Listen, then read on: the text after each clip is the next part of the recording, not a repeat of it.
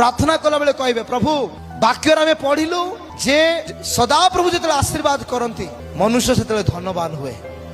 तुम आशीर्वाद को मुझे ग्रहण करू आम समस्त प्रार्थना करू प्रभु तुम मत आशीर्वाद कर आ प्रभु आशीर्वाद देला बेला आम नेबा चाहूना हालेलुया आमान को जीवन में धनर आवश्यक कौन कारण किछि लोक अछंती से माने प्रभु को छाड़ी धन लोभ पछरे जाउछंती मोर पे माने प्रभु जीशु सहित किए कंपटीशन करूची धन होची राइट आंसर शैतान किछि भी प्रॉपर्टी नै किंतु प्रभु को विषय लिखा अछि स्वर्ग व पृथ्वी सदा प्रभु कर जगत व तहिर पूर्णता सदा प्रभु कर ए ब्रह्मांड सदा प्रभु कर किंतु शैतान किछि प्रॉपर्टी नै बुझंतु मोर प्रिय माने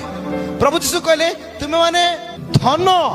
वो प्रभु उभयर दास हेई पारिबो कि नाइ ना जदि आमे धनर दास आमे प्रभुकर दास हेई पारिबा नै आ जदि आमे प्रभुकर दास आमे धनर दास हेई पारिबा नै जणे व्यक्ति केबे भी दुई प्रभुकर दास हेई पारिबो नाही हालेलुया से जण को प्रेम करिवो जण को सेवा करिवो आपण माने काहर सेवा करिया पय चाहउछन सदा प्रभुकर आमेन।